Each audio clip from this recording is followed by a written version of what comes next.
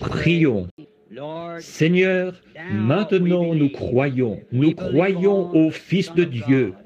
Et grâce à cela, nous acceptons la vie éternelle grâce à lui. Maintenant, nous nous sommes de nouveau rassemblés cet après-midi ou ce soir pour une autre réunion, en comptant sur toi pour le message et pour ce que tu auras à nous dire ce soir. Nous croyons en toi, Seigneur, et nous nous attendons à toi. Tu as dit, ceux qui s'attendent à l'Éternel renouvelleront leur force. Ils s'élèveront avec des ailes comme un aigle. Nous te prions, ô Dieu, de nous donner cette puissance qui nous élèvera ce soir, alors que nous nous attendons à toi. Nous te remercions pour ces gens et pour le prix qu'ils ont à tes yeux et pour le prix qu'ils ont à mes yeux. Je t'en remercie, Père. Ils sont tes joyaux. Et je te prie, ô Dieu, ce soir, de te manifester à eux selon leurs besoins. S'il y a des malades ici, qu'ils soient guéris. S'il y a un doute dans la pensée de quelqu'un, efface-le, Seigneur, et accorde-nous simplement ta présence et tes bénédictions, parce que nous en avons besoin, Seigneur. Tu es celui qui nous suffit entièrement. Et sans toi, nous ne pouvons rien faire. Nous te prions de recevoir nos actions de grâce pour tout ce que tu as fait. Au nom de Jésus-Christ, nous attendons avec impatience tes bénédictions. Amen. Vous pouvez vous asseoir.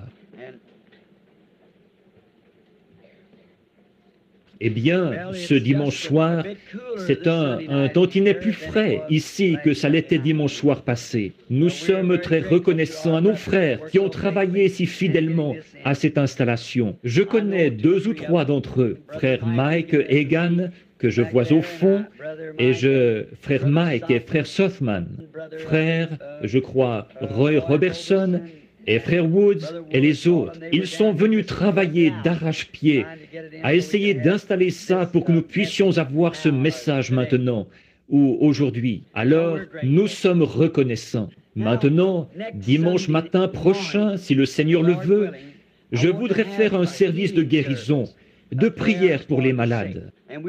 Nous le consacrerons à un service de guérison, si le Seigneur le veut. J'ai remarqué ce matin qu'il y avait un paquet de mouchoirs ici.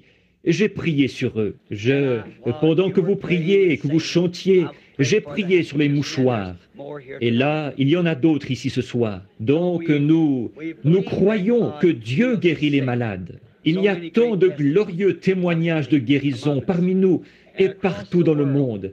Et nous en sommes reconnaissants. Alors j'ai pensé, dimanche prochain, vu que je devrais m'absenter pour un petit bout de temps et que nous nous en sommes beaucoup tenus à l'enseignement et du message là, j'ai pensé qu'il serait bon pour nous de faire un service de guérison, de prier pour les malades. Et nous avons confiance que Dieu nous donnera des moments glorieux. Maintenant, beaucoup d'entre vous devront faire de nombreux milles en voiture ce soir. Aussi, je parlais à des groupes de personnes à la cafétéria Blue Boar aujourd'hui, où j'ai pris mon repas de midi. Bien des braves gens. J'ai eu l'occasion de leur serrer la main et de converser avec eux. Des gens dont je n'avais encore jamais fait la connaissance, qui viennent à l'église ici. Je suis reconnaissant pour des amis comme ceux-là. Et je veux remercier chacun de vous sans exception. Certains ont cueilli des mûres et nous en ont apporté. Et quelqu'un nous a apporté un seau de sirop ou de mélasse. Je crois que c'est ça, et différentes choses. Vous ne savez pas combien cela me touche. Et le matin, quand je sors de la maison, parfois, l'autre matin, il y avait un frère là qui était vraiment dans la misère. Il n'avait pas de vêtements ni rien. Il voulait que j'aille lui chercher des vêtements. En sortant, j'ai presque trébuché sur un seau de mûres qui se trouvait là. J'ai dit, « Avez-vous apporté ces mûres ?» Il a dit, « Non, je n'ai rien eu à voir là-dedans. J'étais ici avant l'aube et elles y étaient déjà. Et c'était mon bon frère Ruddle qui me les avait apportées. Et donc, ces choses-là, vraiment, j'apprécie. » Billy Paul vient de me mentionner il y a quelques instants qu'ils avaient ramassé une offrande dans l'auditoire ce soir. Je vous en remercie. Je ne voulais pas que vous fassiez ça. J'apprécie vraiment vos efforts et tout, mais ce n'était pas nécessaire. Mais que le Seigneur vous bénisse. Vous savez, la Bible dit, toutes les fois que vous avez fait ces choses au plus petit de ceux-ci, c'est à moi que vous les avez faites. Dernièrement, je vous ai parlé assez clairement du message. Certaines personnes pourraient avoir l'impression que je pense que Jésus va venir demain matin ou ce soir. Effectivement, je le pense. Je ne dis pas qu'il le fera. Et encore là, il se peut qu'il ne vienne pas avant la semaine prochaine. Il se peut que ce soit l'an prochain. Il se peut que ce soit dans 10 ans. Je ne sais pas quand il va venir. Mais il y a une chose que je veux que vous gardiez toujours en tête. Tenez-vous prêt à chaque minute, à chaque heure. Voyez, en effet, s'il ne vient pas aujourd'hui, il pourrait bien être là demain. Alors, gardez toujours cela en tête. Il va venir. Je ne sais pas à quel moment sera ma dernière heure sur cette terre. Aucun de nous ne le sait. Et aucun de nous ne sait quand il va venir. Il ne le sait même pas lui-même. D'après ses propres paroles, il a dit que le Père seul sait quand il viendra. Le Fils lui-même ne sait pas quand il viendra. Ce sera quand Dieu nous l'enverra de nouveau. Mais nous attendons sa venue. Et s'il ne vient pas dans ma génération, il se pourrait qu'il vienne dans la suivante. S'il ne vient pas dans celle-là, il viendra dans la suivante. Mais moi, à ce que je vois, il ne reste pratiquement plus de temps. Vraiment, à mon avis, ça pourrait arriver d'une minute à l'autre. Or, ça ne veut pas dire, ça ne veut pas dire que vous allez voir les cieux se transformer et tout. Ce n'est pas de cette venue-là que je parle. Je parle de l'enlèvement. Voyez-vous, il effectue 3 venues. Il est venu sous 3 noms de fils. Il est venu dans une trinité, Père, Fils, Saint-Esprit. Voyez-vous, tout ça, c'est le même Christ, le même Dieu, tout le temps. Maintenant, nous savons qu'il est venu produire 3 œuvres de la grâce. La justification, la sanctification, le baptême du Saint-Esprit. Tout en Dieu s'accomplit par 3. Et donc, il est venu premièrement pour racheter son épouse. Il vient deuxièmement pour un enlèvement, pour enlever son épouse. Il vient troisièmement avec son épouse, le roi et la reine. Après, et c'est ce moment-là que bien des gens attendent, cette venue-là. Mais cette fois-ci, quand il viendra, presque personne, sauf ceux qui sont prêts, sauront quand il viendra. Des gens ne seront plus là, c'est tout. On ne saura pas ce qui leur est arrivé. Ils seront simplement enlevés en un instant. Et ils auront disparu, c'est tout. Changés en un instant, en un clin d'œil. Alors, tenez-vous simplement prêts à cela. Ce serait affreux, un matin, qu'un être cher ne soit plus là, que personne ne puisse les trouver. Ce serait dommage, n'est-ce pas, de savoir que c'est déjà passé et que vous l'avez manqué. Alors, restez constamment dans la présence de Dieu. Maintenant, la semaine prochaine, si le Seigneur le veut, lundi prochain, lundi de la semaine prochaine, si le Seigneur le veut, je vais ramener la famille en Arizona, où ils vont à l'école. Ensuite, je vais revenir. Or, je ne vais pas là-bas, je ne fais pas de réunion là-bas. Je ne suis presque jamais en Arizona. Je suis parti ailleurs. Je ramène ma femme là-bas lundi prochain. Je reviens ensuite. Je vais partir d'ici pour aller en Colombie-Britannique. Je reviendrai au Colorado. Je serai de nouveau en Arizona vers Noël. Juste quelques instants, assez pour peut-être 2 ou 3 jours, pour rassembler la famille, revenir passer les vacances de Noël ici, si le Seigneur le veut, faire une série de réunions ici pendant la semaine du Nouvel An. Alors, donc, je suis ici pratiquement plus, je suis ici 10 fois plus que là-bas, parce que nous n'avons pas d'église ni de réunion là-bas. Nous n'avons rien là-bas. Alors, pour ce qui est de réunion à une église, ça, c'est un point qui est regrettable. Il n'y a pas d'endroit où je peux envoyer mes enfants pour qu'ils entendent ces messages, comme vos enfants peuvent les entendre ici. Et alors ça, c'est une chose qui nous manque là-bas. Mais ils sont tous en meilleure santé. C'est sec, chaud, sec comme climat. Mais tous les enfants semblent être en meilleure santé. Moi, je n'y suis pas assez longtemps pour savoir si le climat est salubre. ou s'il n'est pas salubre. Je suis toujours en déplacement. Je suppose que je suis un vagabond de naissance. Mon épouse m'appelle, je sais qu'elle est ici. Alors je vais en entendre parler après la réunion. Vous vous en doutez tous. Comment est-ce qu'on appelle ça? Des vents mouvants ou des vents agités ou quoi donc? Quoi donc? Vous savez, des sables mouvants? Ou autrement dit, je suis toujours en déplacement. Ça fait maintenant 22 ans que je suis marié. Et des fois, j'ai l'impression d'être un étranger dans la maison. Parce que je suis toujours obligé de partir. Mais j'attends l'heure où nous serons installés dans la patrie un jour. Mais pour le moment, le combat se poursuit. Alors, soyons en prière. N'oubliez pas, dimanche matin prochain, si le Seigneur le veut, amenez vos malades et ceux qui sont affligés. Venez tôt. Trouvez-vous un siège, et probablement qu'il y aura un groupe de gens pour qui il faudra prier. Nous serons obligés de distribuer des cartes de prière. S'il n'y a pas assez de gens, nous ne distribuerons pas de cartes de prière.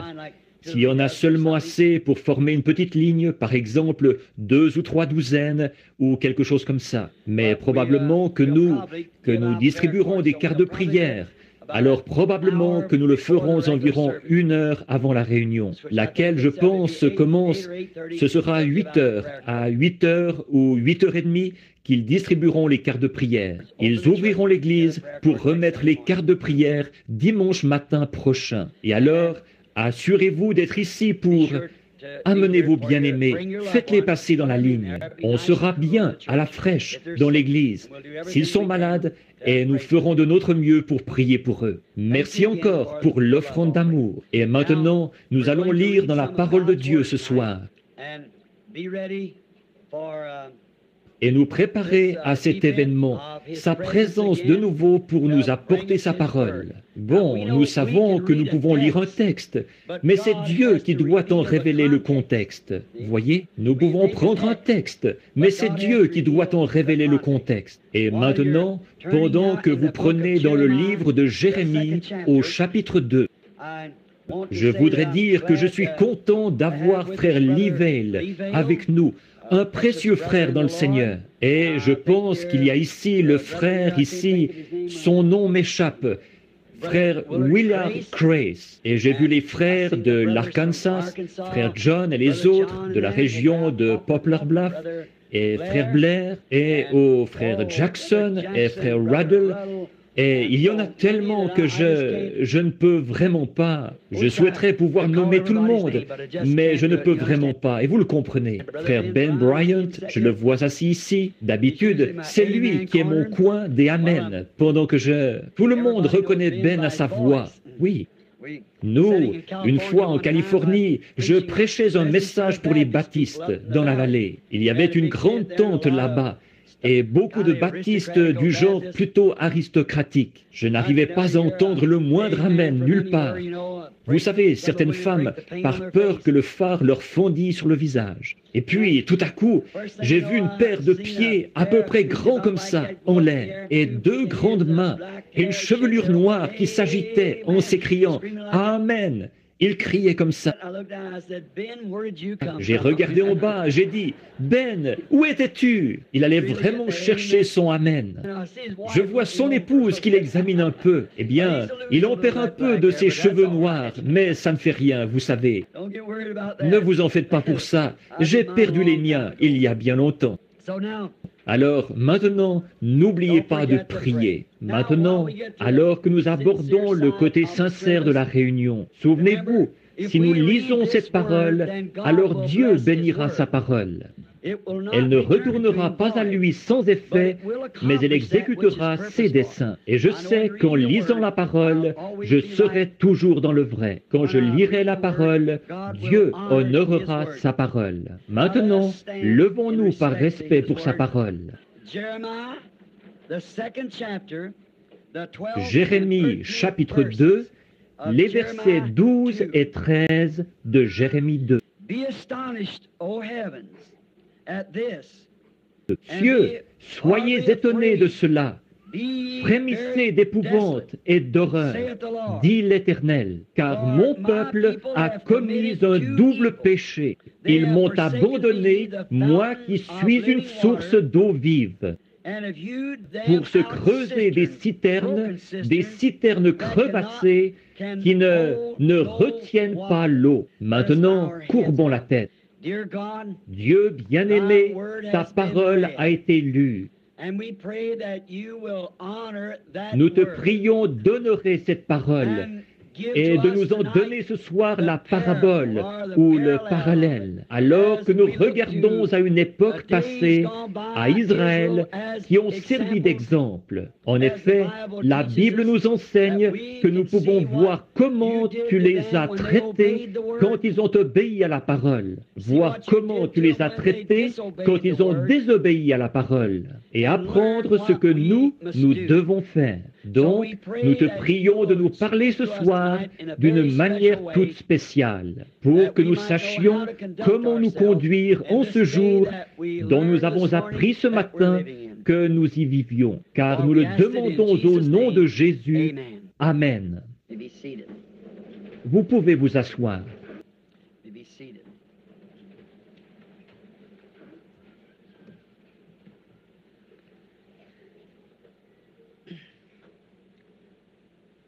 Je voudrais parler ce soir du sujet, pendant juste un court moment, des citernes crevassées. Israël avait commis deux grands péchés. Dieu a dit qu'il l'avait délaissé, lui, la source de la vie, et qu'il s'était creusé des citernes pour y boire. Or, c'est quelque chose, la raison pour laquelle j'ai pensé à ce sujet, c'est parce qu'il va dans le même sens que ce que je disais ce matin. Quant à l'heure où nous vivons et à la cause pour laquelle nous combattons, et nous considérons Israël, qui a servi d'exemple, comme quoi ce que Dieu a été, il doit toujours rester le même. Et il n'y a qu'une seule chose que Dieu ait jamais honorée, c'est le moyen auquel il avait pourvu pour les gens. Et quand ils se sont détournés de ce moyen-là, alors Dieu a été déshonoré et Dieu a fait souffrir les gens pour s'être détournés de ce qu'il leur avait dicté, quoi que cela ait pu être. Il leur a même donné une loi. Ne prends pas, ne touche pas, ne goûte pas. Ce n'était pas seulement parce que c'était mal de faire ces choses, mais c'était mal de désobéir à ce qu'il avait dicté. Et il y a toujours, il ne peut pas y avoir de loi sans qu'il y ait une sanction attachée à cette loi. En effet, s'il n'y a pas de sanction, alors la loi n'a pas beaucoup de poids. S'il n'y a pas de peine qui est attachée, la loi. Or, nous constatons que ce qu'ils avaient fait à cette époque-là semble soutenir le parallèle avec ce que nous faisons aujourd'hui, ce que les gens d'Église font. Maintenant, nous voyons une chose étrange ici. Certaines personnes peuvent trouver étrange qu'il ait dit ils se sont creusés des citernes crevassées. Bon, peut-être que certains d'entre vous ne savent pas ce qu'est une citerne. Combien savent ce qu'est une citerne? Eh bien, la plupart d'entre vous, si vous avez été élevé dans une ferme, vous savez ce qu'est une citerne. Je m'en souviens, j'ai vu assez d'insectes qui venaient de là-dedans pour savoir ce qu'est une citerne. J'ai prêché dans les campagnes éloignées, là, dans un bosquet. Il y avait un gros pichet rempli d'eau de citerne posé là, d'eau de pluie, vous savez. Elle prenait un peu d'âge et puis les insectes la nuit se retrouvaient là-dedans. Donc, je sais ce que c'est que de l'eau de citerne. Une citerne, c'est un endroit, quelque chose qu'on creuse dans le sol pour remplacer un puits. Les gens qui n'ont pas de puits, alors ils s'installent une citerne. Autrement dit, une citerne, c'est un réservoir fait de main d'homme, ou un puits fait de main d'homme dans le sol, que l'homme creuse pour recueillir l'eau, pour l'utiliser. Certains vont l'utiliser comme eau pour se laver, certains vont l'utiliser comme eau potable, et de différentes façons peut-être. Autrefois, à certains moments, tout ce qu'on avait comme eau provenait d'une citerne. On avait une espèce de vieux machin qu'il fallait tourner et tourner et tourner et tourner pour remonter l'eau. Il y avait des petits seaux attachés à ça pour puiser l'eau de la citerne. Eh bien, nous remarquons une chose au sujet de la citerne, qui la distingue du puits. Bon, la citerne, à un moment donné, elle sera à sec. La citerne ne peut pas se remplir toute seule. Elle n'est pas fiable. On ne peut pas se fier à une citerne. Elle doit dépendre et compter sur les pluies qui tombent pendant l'été ou pendant l'hiver, selon le cas. D'habitude, c'est pendant l'hiver, quand il y a de la neige et de la pluie. C'est ce qui amène de l'eau dans la citerne. Et si elle ne recueille pas cette eau-là, alors vous n'avez pas d'eau. C'est complètement, ça sèche. Elle ne peut pas se remplir toute seule. La vieille citerne ne peut pas se remplir toute seule. Elle se remplit grâce aux pluies qui tombent. Et je voudrais vous faire remarquer une autre chose au sujet de la citerne. D'habitude, on trouve, du moins c'était comme ça chez nous, la citerne, d'habitude l'étable est à peu près 2 fois plus grande que la maison. Alors d'habitude l'eau, ils l'amènent dans la citerne en la faisant descendre de l'étable. Je m'en souviens bien de la vieille citerne là-bas, quand les tuyaux d'écoulement faisaient descendre tout ça là-dedans, que ça descendait de l'étable. C'est de ce qui coule de l'étable qu'elle se remplit. Et donc l'eau est amenée du toit de l'étable,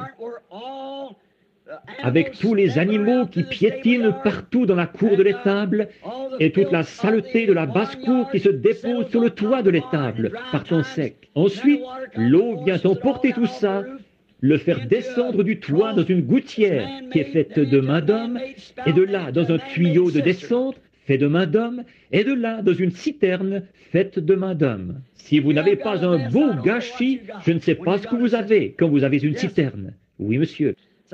Tout ça, c'est fait de main d'homme, et c'est sale au possible. Vous savez, autrefois, on avait un chiffon qui servait de filtre sur la citerne. Avez-vous déjà connu ça? Il fallait mettre là-dessus un chiffon qui servait de filtre pour retenir tous les insectes et tout ce qui provenait du toit de l'étable et d'un peu partout autour, et qui passait d'ici à là pour se jeter dans la citerne. Donc, on mettait là-dessus un chiffon qui servait de filtre pour retenir toute la crasse et tout ce qu'on pouvait. Évidemment, ça ne retenait pas la vraie saleté, ça ne retenait que les gros missiles qui atterrissaient là-dedans en tombant. L'insecte pouvait tomber dedans, mais le jus de l'insecte, lui, il continuait à descendre avec l'eau. Alors vous aviez vraiment tout un gâchis quand vous aviez une vieille citerne sale.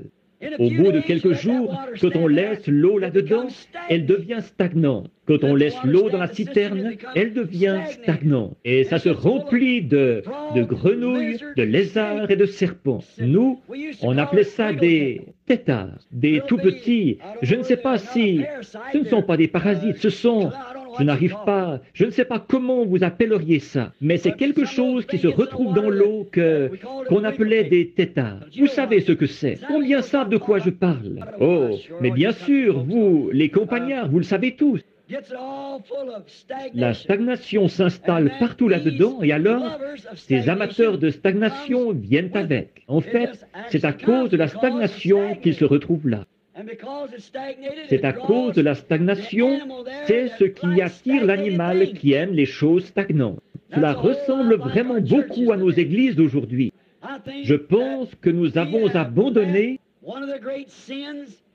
un des grands péchés que l'Église a commis aujourd'hui, exactement comme Israël à l'époque. Ils l'ont abandonné, lui, la source d'eau vive, et ils se sont creusés des citernes faites de main d'homme. Et celles-ci sont devenues une habitation de tout ce qui aime cette sorte d'eau-là. Les lézards, les grenouilles et toutes sortes de germes malpropres y vivent, parce que c'est un réservoir fait de main d'homme. Et ces choses-là habitent dans ce réservoir, un exemple parfait de nos dénominations d'aujourd'hui. Maintenant, vous dites, Frère Branham, pourquoi attaquez-vous si vivement ces gens-là? On devrait attaquer ça. Il faut attaquer ça. Fuyez la chose, parce qu'elle va finir par former la marque de la bête. Souvenez-vous, c'est la vérité.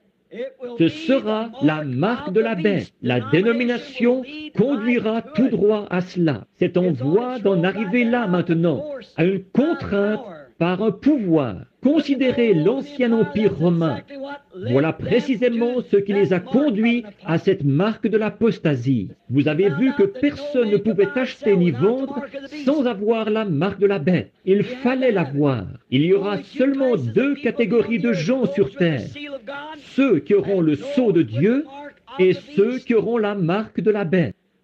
Seulement deux catégories.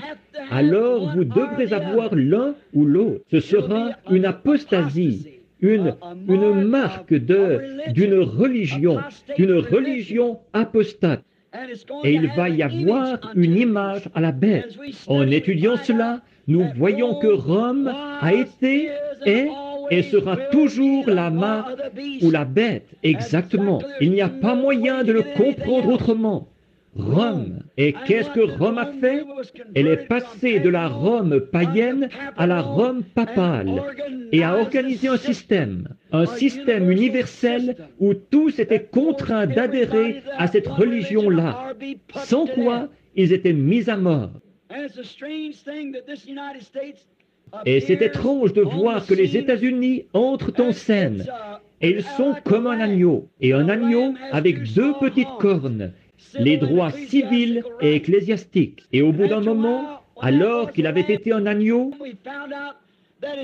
nous voyons qu'ensuite il parlait comme un dragon et qu'il exerçait toute l'autorité que le dragon avait eue avant lui.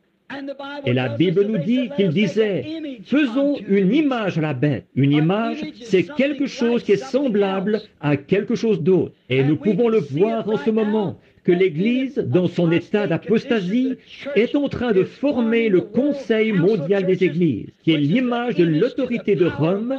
Elle va exercer sur les gens la même contrainte que la Rome païenne ou que la Rome papale avait exercée. Donc, il n'y a pas d'autre moyen, rien d'autre, mais c'est la vérité. Et c'est pour ça que je m'y attaque, dans mon âge, dans mon temps. C'est parce qu'il faut l'attaquer. L'appel a été lancé de sortir du milieu d'elle, mon peuple, afin que vous ne participiez point à ses péchés. Donc, je compare cela à ces citernes sales, souillées. Il est la source de la vie. Il est l'eau vive.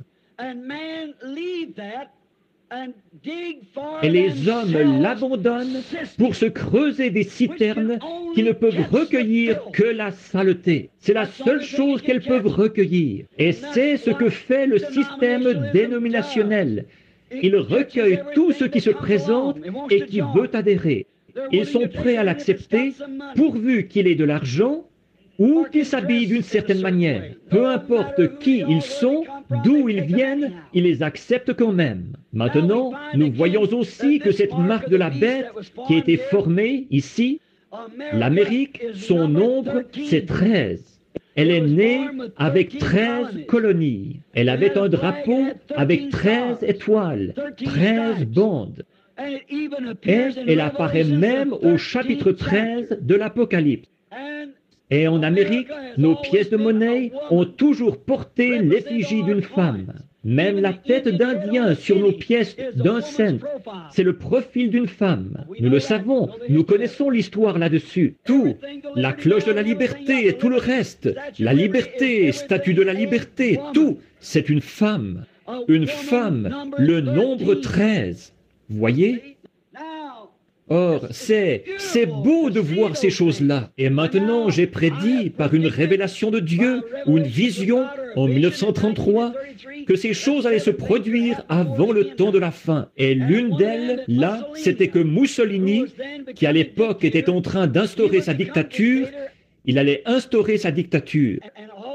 Et il allait aussi envahir l'Éthiopie. Il irait là-bas et il s'emparerait de l'Éthiopie.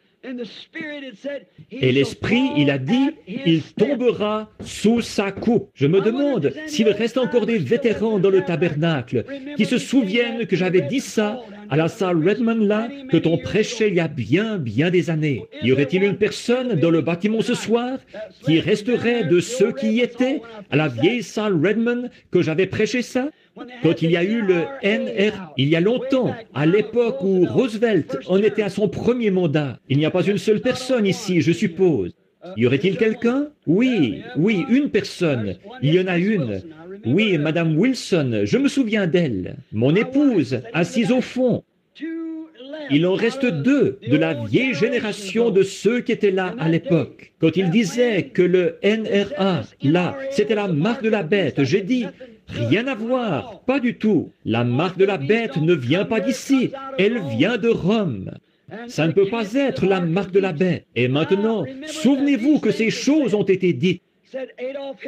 J'ai dit qu'Adolf Hitler aurait une fin mystérieuse, qu'il déclarerait la guerre aux États-Unis, qu'ils allaient construire un grand machin en béton, qu'ils allaient même vivre là-dedans, et que c'est là que les Américains se feraient battre à plate couture. Là, il s'agissait de la ligne Siegfried, 11 ans avant qu'ils en entreprennent la construction. Et ensuite, j'ai dit, mais il arrivera à sa fin, et les États-Unis gagneront la guerre. Ensuite, j'ai dit, il y a 3 ismes.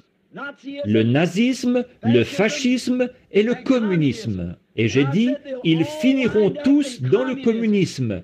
La Russie va tout absorber dans le communisme. Et j'ai dit, ensuite la science va tellement se développer, l'homme va devenir tellement habile, il va inventer tant de choses qu'il va finir par faire une automobile qui ressemblera à un œuf, avec une espèce de toit en verre, et qui sera commandée par une puissance autre que le volant. Et ils l'ont, cette voiture. Et j'ai dit, ensuite, les mœurs des femmes de chez nous vont se relâcher.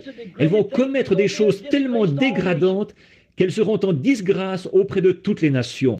Elles porteront des vêtements d'hommes. Elles se dévêtiront toujours plus jusqu'à ce qu'en fait, elles en viennent à n'avoir que leurs sous-vêtements, comme sur elles, c'est tout. Elles finiront par porter seulement une feuille de figuier. Et si vous remarquez dans le magazine Life du mois passé, il y avait cette femme qui portait des feuilles de figuier. Et ça, c'est la nouvelle tenue de soirée, ou robe du soir, ce qu'on porte le soir. C'est transparent, on peut voir au travers.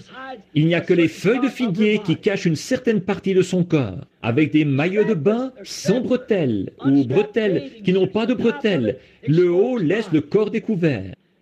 Et ces choses-là se sont effectivement produites. Ensuite, j'ai vu une femme s'élever aux États-Unis, comme une grande reine ou quelque chose comme ça. Et elle était belle à voir, mais elle avait le cœur mauvais. Et elle a entraîné la nation qui s'est retrouvée sous sa coupe. Ensuite, j'ai dit, finalement, il m'a dit de regarder de nouveau vers l'Est. Et à ce moment-là, j'ai vu, on aurait dit que le monde avait explosé. Tout ce qu'il y avait à perte de vue, c'était des bouts de bois et des rochers fumants qui avaient été projetés de la terre sous le coup de l'explosion. Et ces choses-là devaient se produire avant la fin du monde.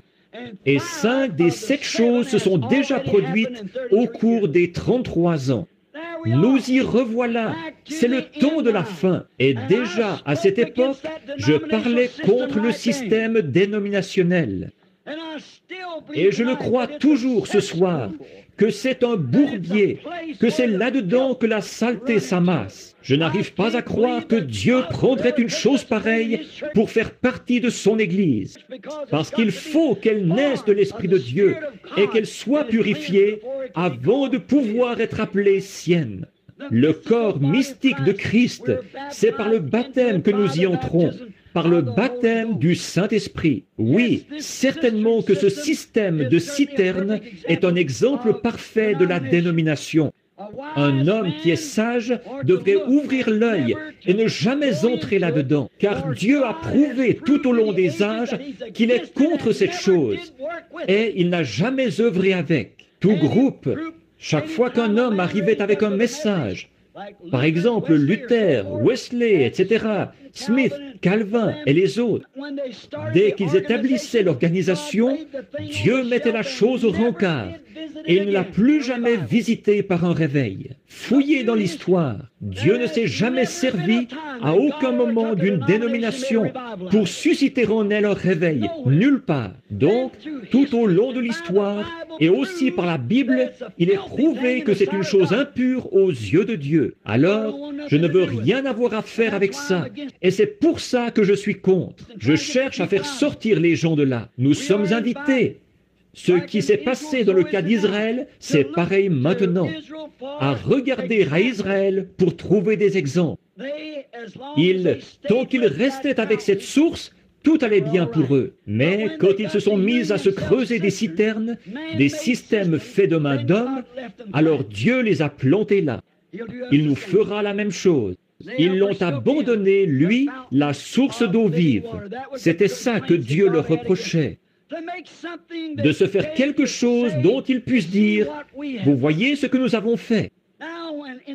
Maintenant, au moment du voyage de Moïse, alors que Dieu, par sa grâce, il leur avait donné un prophète, il leur avait donné une colonne de feu qui les précédait, il l'avait confirmé par des signes et des prodiges. La grâce leur avait fourni toutes ces choses. Israël, il voulait quand même, c'est la loi qu'ils voyaient.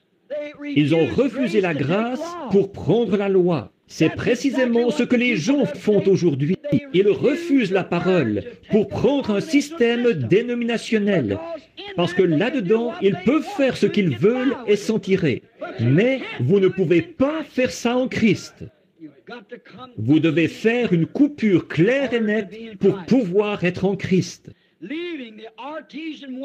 Abandonner le puits artésien pour une citerne, un système fait de main d'homme. Pouvez-vous imaginer que quelqu'un ferait une chose pareille? Pouvez-vous imaginer l'état mental d'une personne qui serait à même de boire un puits artésien d'eau fraîche et qui abandonnerait ça pour une citerne faite de main d'homme avec des grenouilles, des lézards, des têtards et tout le reste dedans? Ça ne semble même pas tenir debout, côté bon sens.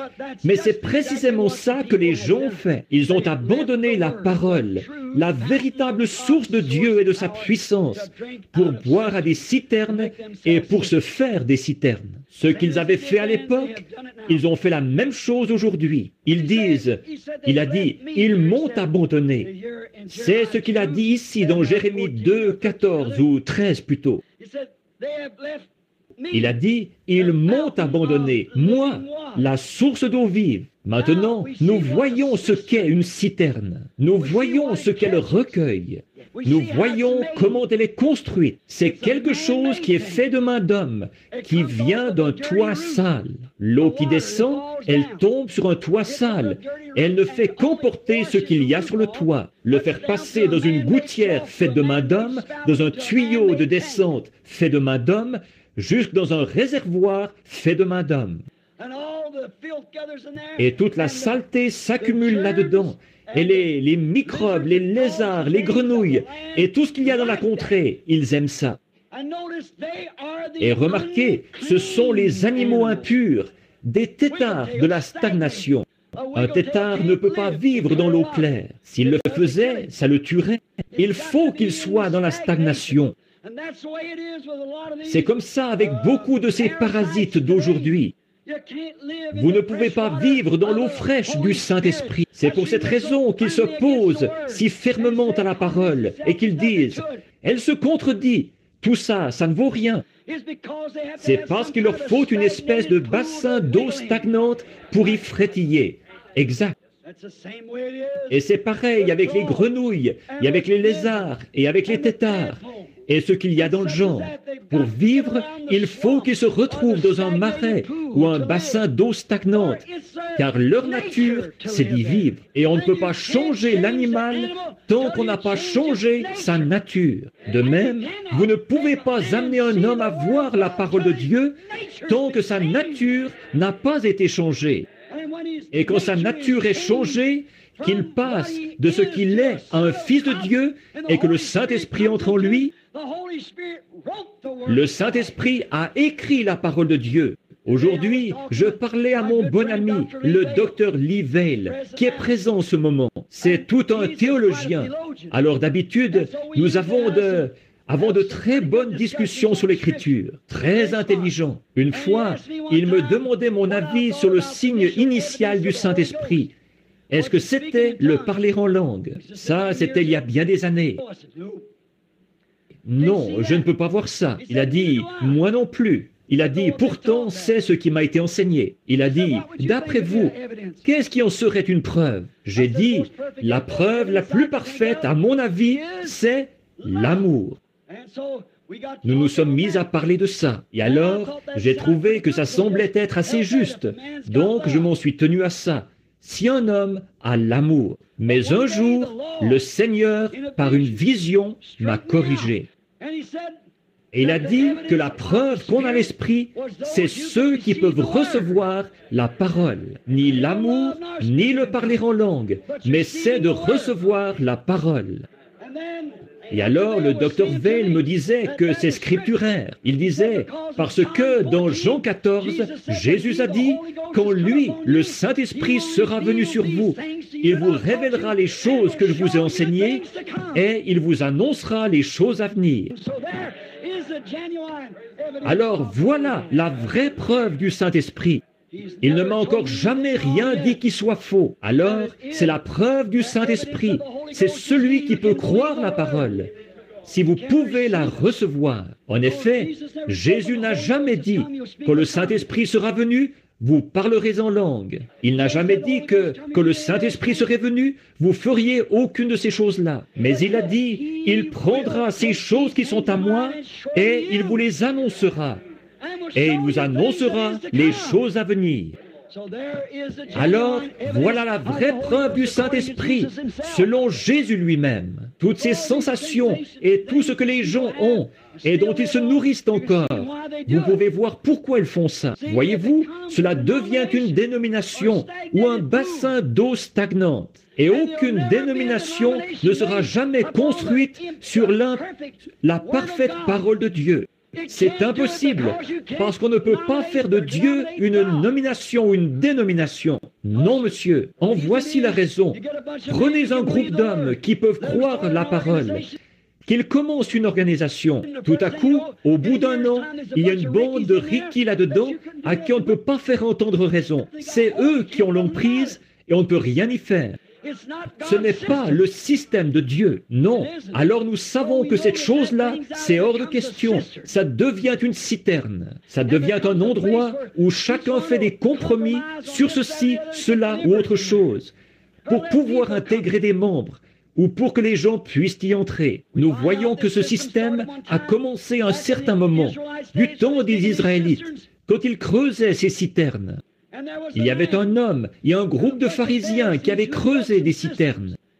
Ils avaient un homme du nom d'Hérode, qui était le proclamateur, qui gouvernait l'État. Et il est venu écouter parler un homme qui ne perdait pas son temps avec leur dénomination. C'était un prophète. Et aucun prophète n'a jamais rien eu à voir dans une dénomination. Au contraire, il haïssait cela. Ce prophète s'est mis à dire, « Ne vous mettez pas à dire en vous-même, nous avons Abraham pour père, car je vous déclare que de ces pierres, Dieu peut susciter des enfants à Abraham. » Ils avaient envoyé un dignitaire pour qu'il vienne l'écouter. Et ce dignitaire avait ôté sa femme à son frère et il l'avait épousée.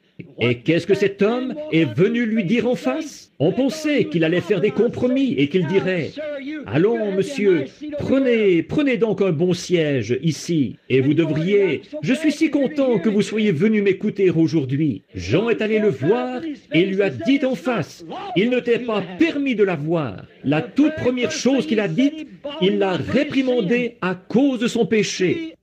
Voyez-vous, les dénominations produisent des bassins d'eau stagnante où les hommes peuvent vivre avec des femmes. Et ces femmes peuvent faire n'importe quoi, se couper les cheveux, porter des shorts et tout le reste, et se dire chrétiennes. Mais une véritable source, alléluia, de la puissance de Dieu, ça ne pourra pas demeurer là, parce qu'elle va pousser tout cela dehors.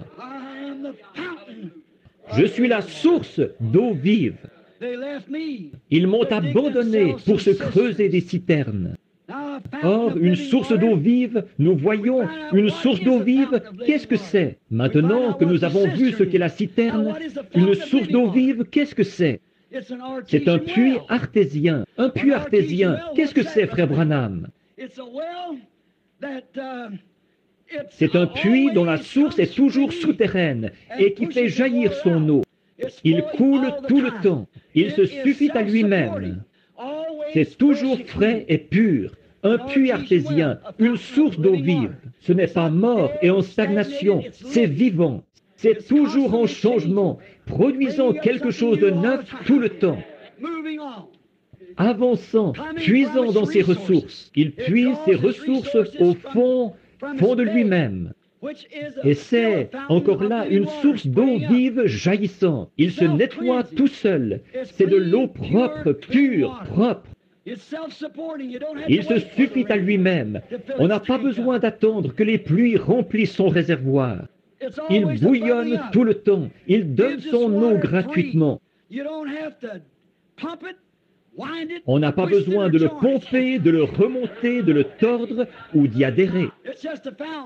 C'est une source d'eau vive, tout simplement. Vous savez, prenez ces vieilles citernes. Il faut tourner et tourner et tourner la manivelle et pomper et tout pour faire sortir un peu de cette eau stagnante de là. Mais une source d'eau vive, elle va donner gratuitement, sans pomper, sans y adhérer, ni rien d'autre. Oh, je suis content que cette source-là existe. Oui, monsieur.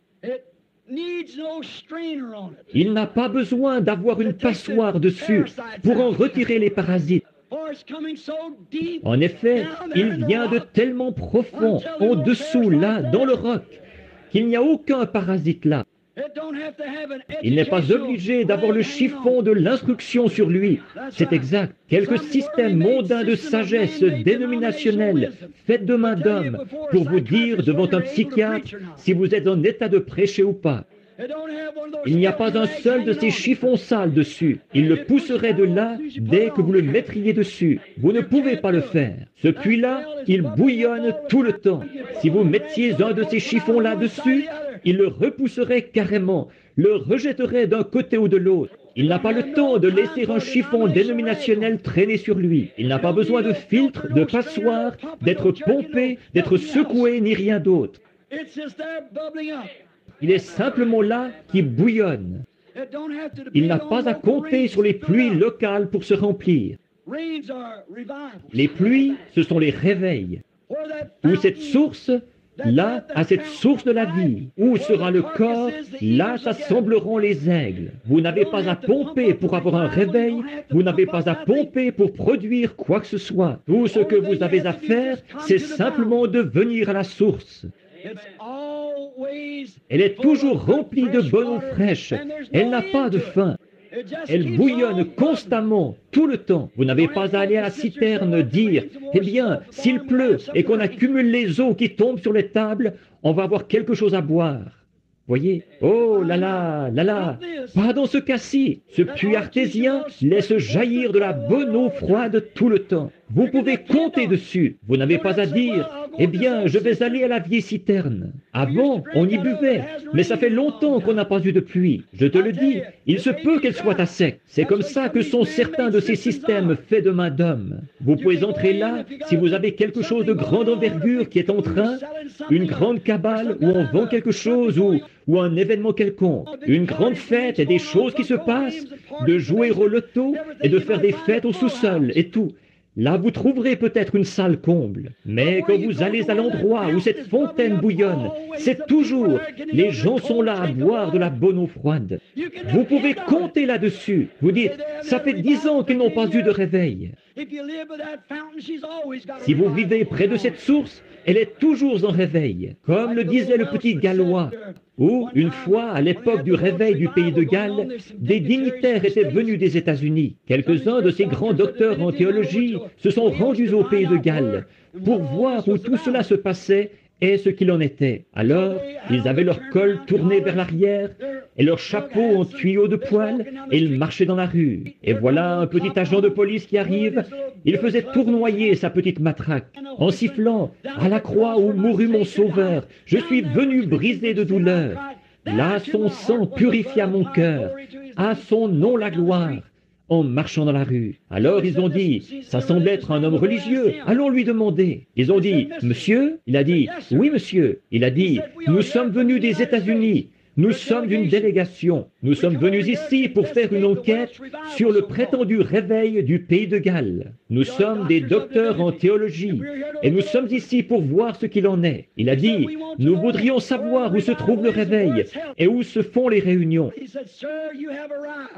Il a dit, monsieur, vous y êtes. C'est moi, le réveil du pays de Galles. Amen. Le réveil du pays de Galles est en moi. C'est ici que ça se passe. C'est comme ça quand vous vivez près de cette source d'eau vive. Elle est vivante tout le temps. Elle bouillonne et bouillonne et bouillonne et bouillonne. Elle n'a pas de fin. Ce n'est pas d'aller voir s'il y a de l'eau. Si on a eu de la pluie ici dernièrement, ce n'est pas ça. C'est cette source d'eau vive. Comme je le dis, elle donne son eau gratuitement. Vous n'avez pas à mettre des chiffons dessus pour voir. Les chiffons de l'instruction, avant de pouvoir les envoyer prêcher, voir s'il écrit ses mots comme il faut, s'il les prononce comme il faut, s'il emploie ses noms et ses pronoms et tout, et les adjectifs. Beaucoup d'entre eux ne savent même pas ce que c'est, mais il vit à la source quand même, voyez-vous, quand même. Elle n'a pas à compter sur les pluies locales pour se remplir, ou sur les réveils locaux pour ça. Elle n'a pas à faire ça, car sa puissance et sa pureté sont en elle. C'est là que se trouve la parole, sa propre puissance. Quand un homme peut la recevoir dans son cœur, elle a en elle sa pureté, elle a en elle sa puissance. Tout cela se trouve dans la parole même, et cela fait jaillir la vie. Quand Israël s'en éloignait, c'est là qu'ils avaient des ennuis. Chaque fois qu'ils s'en sont éloignés, ils ont eu des ennuis. C'est pareil pour nous maintenant. Quand le réveil n'est plus en contact avec cela, alors il est inutile. Il se creuse des puits ou des citernes d'eau stagnantes, et voilà, c'est parti. Mais il leur est toujours venu en aide. Les murmures à la mer Rouge, là, quand ils ont murmuré, pourtant, malgré tout ça, il avait promis. Il leur avait fait une promesse. Il aurait dû les faire retourner là-bas tout de suite, selon notre façon de voir à nous.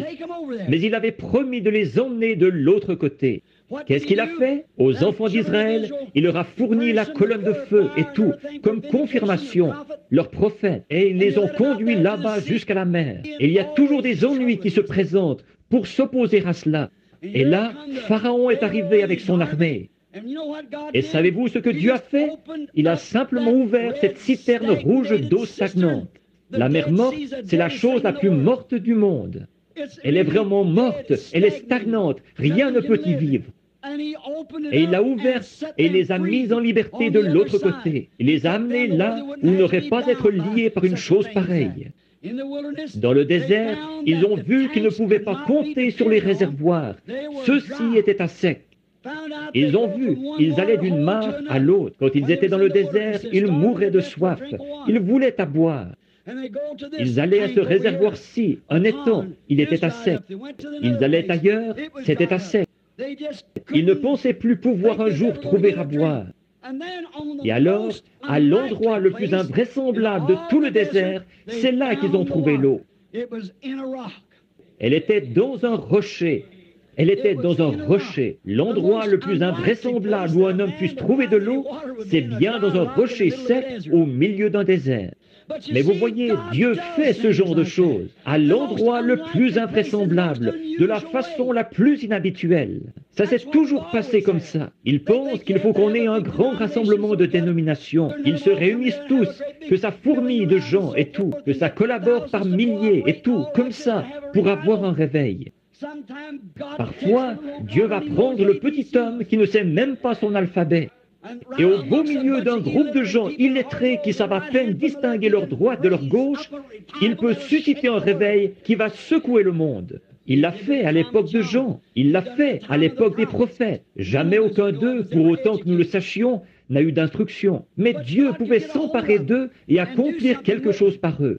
De ce rocher sont sorties les eaux. Il était le rocher et il a donné cet ordre. Le rocher devait être frappé. Et il a donné de l'eau pure, fraîche et propre, en abondance, à tous ceux qui ont accepté de boire. Il a sauvé tous ceux qui ont accepté d'y boire. Un parallèle parfait de Jean 3, 16. Dieu a tant aimé le monde qu'il a donné son Fils unique, que quiconque croit à lui ne périsse point, mais qu'il ait la vie éternelle. Dieu a frappé ce rocher au calvaire. Notre jugement est tombé sur lui, afin que de lui vienne l'esprit de vie, qui allait vous donner, à vous et à moi, la vie éternelle. C'en est une parabole parfaite, là, dans le désert. Ils n'ont jamais eu à tirer, à creuser, à pomper, ni rien.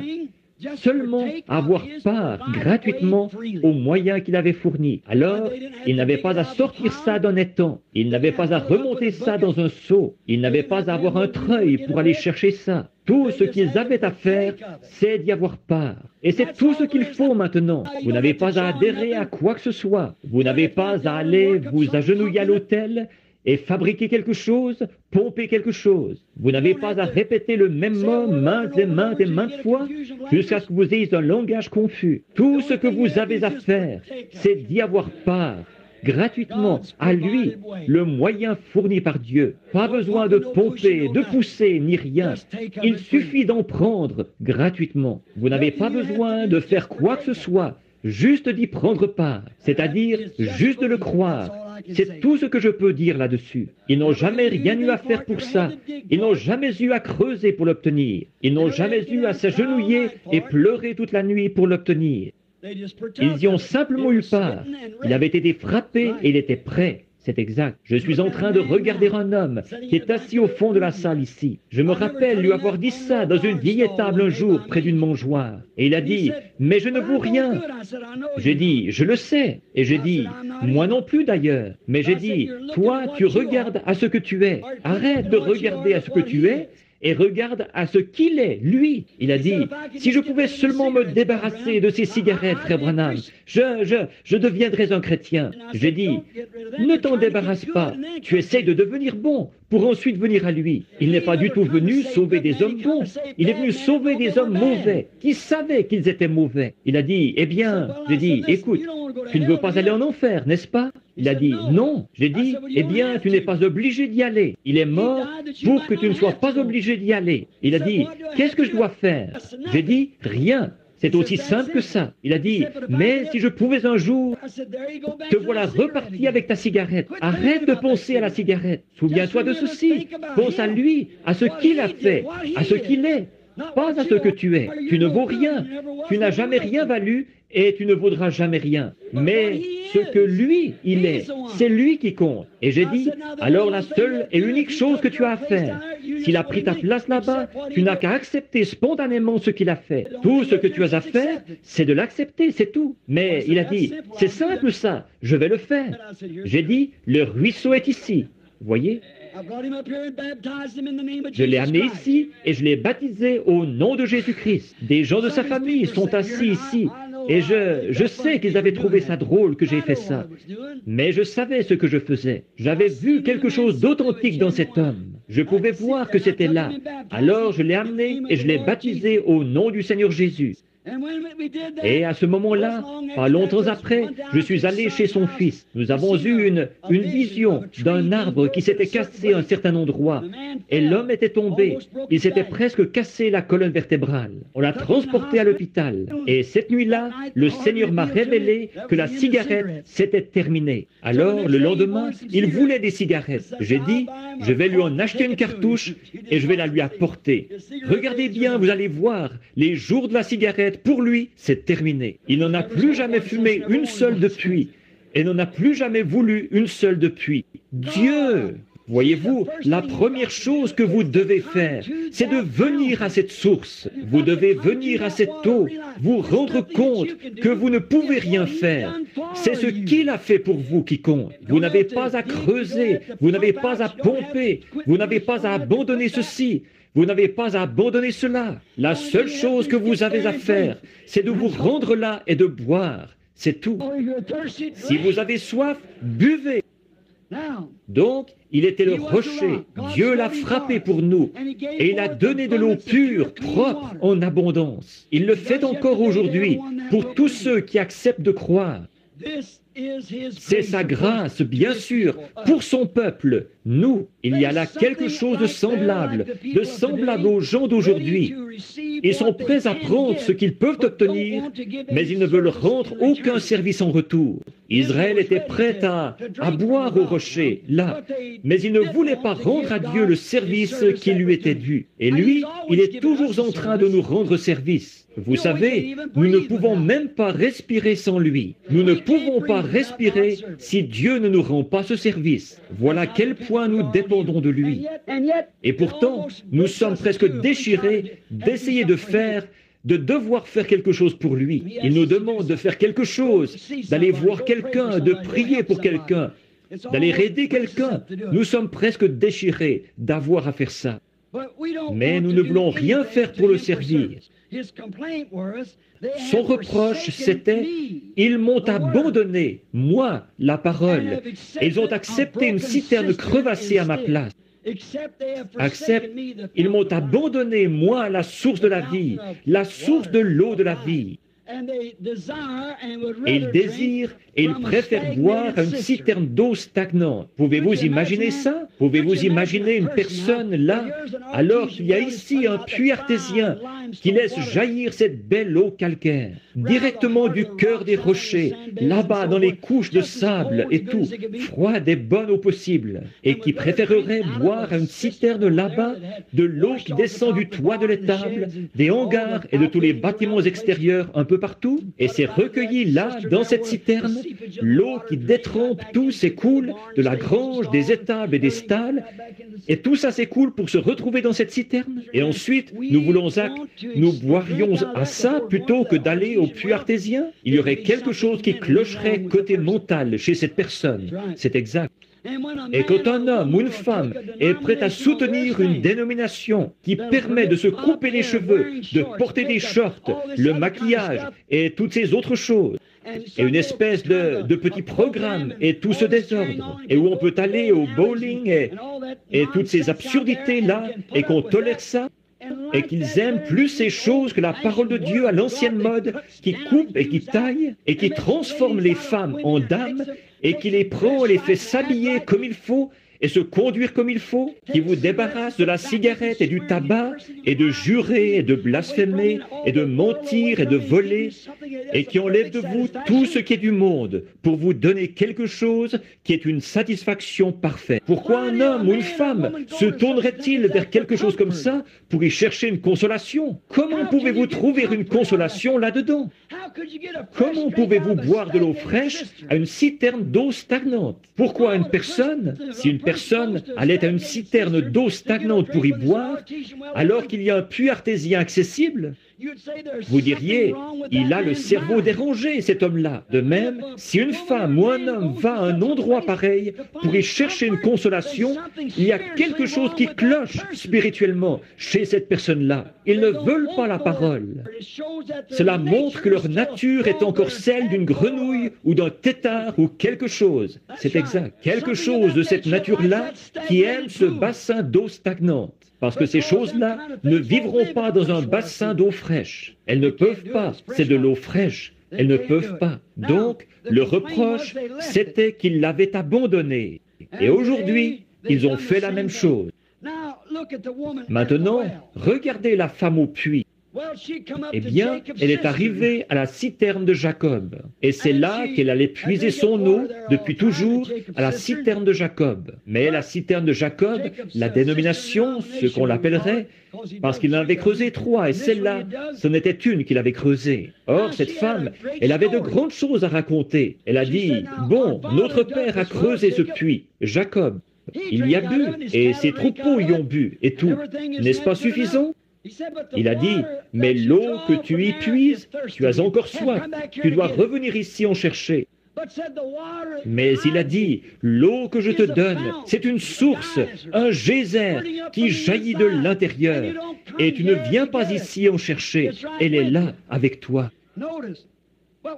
Remarquez, mais quand elle a découvert qu'une source scripturaire lui avait parlé, par un signe scripturaire qu'elle attendait, elle a quitté ce système dénominationnel de Jacob et elle n'y est plus jamais retournée, parce qu'elle avait trouvé le vrai rocher, Voyez, elle est allée à la ville en courant. Pour elle, le péché c'était fini. Elle n'était plus une femme impure.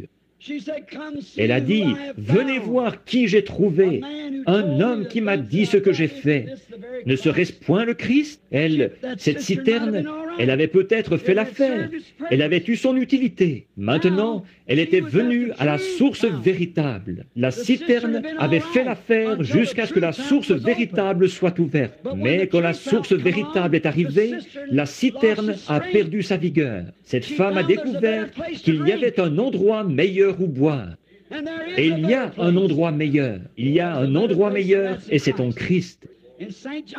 Dans Jean 7, 37 et 38, Jésus a dit, le dernier jour de la fête des tabernacles, « Si quelqu'un a soif, qu'il vienne à moi et qu'ils boivent. » Ils se réjouissaient tous. Ils avaient un petit jet d'eau qui sortait de sous l'autel et là, ils y buvaient tous pour célébrer la fête. Et ils disaient, « Nos pères ont bu au rocher spirituel dans le désert. » Voyez-vous, ils s'étaient creusé une citerne, de l'eau stagnante qu'ils avaient pompée de quelque part et qu'ils faisaient jaillir sous le temple, là. Et ils se rassemblaient tous autour de cette eau, ils en buvaient et ils disaient, « Il y a bien des années, nos pères ont bu dans le désert. » Jésus a dit, « Je suis ce rocher qui était dans le désert. » Ils ont dit, « Nous avons mangé la manne du ciel, Dieu l'a fait descendre. » Il a dit, « Je suis cette manne. » Cette source, c'était lui, il était au milieu d'eux. Ce pain de vie était au milieu d'eux. Et malgré tout ça, ils n'en ont pas voulu. Ils préféraient avoir leur citerne, parce que l'homme avait construit celle-ci et Dieu avait envoyé celle-là. Voilà précisément la différence. Il s'était creusé des citernes. Il a dit, si quelqu'un a soif, qu'il vienne à moi et qu'il boive. Il est cette source. Et comme dit l'Écriture, des fleuves d'eau vive couleront de son sein. Oh, il est ce puits artésien. Des fleuves d'eau vive couleront de son sein ou du plus profond de son être. Il est ce rocher qui a été le rocher d'Agar au temps de la détresse, quand son bébé était sur le point de mourir, qu'elle avait été chassée du camp et qu'elle était là-bas avec le petit Ismaël. Sa réserve d'eau dans la citerne qu'elle portait était épuisée. Elle a couché le petit Ismaël, elle s'est éloignée à une portée d'arc, elle a pleuré. Et, parce qu'elle ne voulait pas voir mourir le bébé. Et tout à coup, l'ange de l'Éternel a parlé. Elle a trouvé Beersheba, le puits qui jaillissait là-bas, et il jaillit encore aujourd'hui. Il a été le Beersheba d'Agar, le rocher là-bas dans le désert. Ce rocher était ici, dans la source remplie de sang. Ce jour-là, il était là dans le temple. L'heure de la tempête, dans Zacharie chapitre 13, il était cette source ouverte dans la maison de David pour la purification et pour le péché, la purification du péché. Il était cette source. Et dans le psaume 36, 9, il était la source de vie de David. Il est encore cette source dans la maison de David. Et il est celle du poète, dans son cœur là. Le poète a dit, il y a une source remplie du sang, des veines d'Emmanuel. Tout pécheur plongé dans ce flot est lavé de tout péché. Il est cette source de la vie, cette source d'eau. Il est la parole de Dieu. Les gens des derniers jours l'ont abandonné, lui, la vraie parole, l'eau de la vie. Et ils se sont creusés des citernes dénominationnelles. De nouveau, ils ont taillé, creusé. Or, nous voyons qu'ils ont eu des citernes crevassées. Et puis, cette citerne-là, elle est remplie de germes d'incrédulité, de fanfaronnades d'incrédulité, de programmes pédagogiques et de toutes ces choses qui sont contraires aux promesses de Dieu. Ce sont des douteurs de la parole. Or, ces citernes qu'ils ont, la Bible dit qu'elles étaient crevassées. Une citerne crevassée, c'est une citerne qui coule, elle sointe. Qu'est-ce qu'elle fait? Elle sointe dans un bourbier religieux appelé le Conseil mondial des Églises. Et c'est là que la citerne crevassée les mène. Tout ça parce qu'ils l'ont abandonné, lui, et la source d'eau vive, et qu'ils ont construit ces citernes. Ils se creusent des grands systèmes de séminaires, de savoir, d'instruction et tout. Voilà le genre de citerne qu'ils creusent aujourd'hui. Un homme doit avoir un doctorat en philosophie, ou un doctorat en droit, ou une licence en lettres, ou quelque chose comme ça, avant même qu'ils puissent aller prêcher. Des citernes qui ont été remplies d'une théologie faite de main d'homme. Ils les font entrer dans ces grandes écoles de haut savoir. Et là, ils leur injectent leur propre théologie faite de main d'homme. Et les envoient avec ça. Quel jour que celui où nous vivons, des citernes faites de main d'homme. Ce n'est pas affligeant ce n'est pas étonnant que la chose soit devenue une puanteur. Oh là là, c'est parce que les gens boivent là. Et quand les gens veulent avoir de la joie aujourd'hui, qu'est-ce qu'ils font? Les gens, au lieu d'accepter la joie de l'Éternel, ils se tournent vers le péché pour y trouver de la joie. Les gens qui vont à l'église et qui disent être des serviteurs de Christ, quand ils sont très agités, ils vont s'allumer une cigarette. Et quand elles veulent s'amuser, elles enfilent leurs vêtements indécents. Et elles vont tondre la pelouse à l'heure où les hommes passent par là pour qu'ils les sifflent. Elles font tout ce qu'elles peuvent pour être populaires. Elles veulent ressembler aux vedettes de cinéma. C'est ça leur joie. Alors que Jésus a dit, « Je suis celui qui leur suffit ». La raison pour laquelle ils se tournent vers ces choses, c'est parce qu'ils ne veulent pas boire à cette source. Ils l'ont rejetée. Ils ne veulent pas y boire. Ils adhèrent à une espèce de système fait de main d'homme, une espèce de citerne remplie de toutes sortes de choses stagnantes, où ils peuvent aller comme ça. Hier, nous avons emmené les enfants sur la rivière. Je crois que c'était samedi matin. Nous y sommes allés. Billy était allé pêcher en bateau. Et nous avons emmené les enfants, mon petit-fils et les autres, ma fille et mon petit garçon. Et nous sommes allés à la rivière pour nous promener en bateau. On ne pouvait même pas se promener en bateau sur la rivière. Tant il y avait de gens souillés, sales, crasseux, là sur la rivière à moitié nus et qui faisaient n'importe quoi. Un bateau est passé près de nous. Une bande de jeunes garçons de 12, 14 ans, chacun avec une canette de bière à la main et une cigarette. Ils appellent ça s'amuser. Oh là là, combien de temps ce monde peut-il subsister avec un système pareil? Ensuite, pour se débarrasser de la pensée qu'à leur mort ils iront en enfer, ce qu'ils font, c'est qu'ils vont adhérer à l'une de ces citernes faites de main d'homme. Donc, c'est cette même race de gens qui est rattachée à cette citerne. Ce n'est rien d'autre qu'une bande de têtards du monde impurs, souillés. Et ils s'associent à cela, parce que, comme ma vieille mère le disait autrefois, qui se ressemble, s'assemble. Ils ne veulent pas venir à la source, être purifiés de cette vie de péché. Ils veulent vivre là-dedans, tout en continuant à affirmer qu'ils sont chrétiens. Pourquoi ? Ils se sont détournés de lui, la véritable source de la joie, de la vie, d'une vie et d'une satisfaction parfaite. C'est pour cette raison-là qu'ils l'ont fait, c'est parce qu'ils veulent adhérer à ça. Il y a des gens qui sont comme ça là-dedans, qui croient à ce genre de choses. Il n'y a pas longtemps, frère Fred et moi, et frère Tom, tout un groupe, nous sommes allés à une église baptiste réputée de la ville de Tucson, pour voir si nous ne pourrions pas y trouver un petit quelque chose qui nous requinquerait peut-être un peu. Et le ministre a dit quelque chose au sujet des gens en Égypte. Quand ils sont partis, ils mangeaient de l'ail et tout.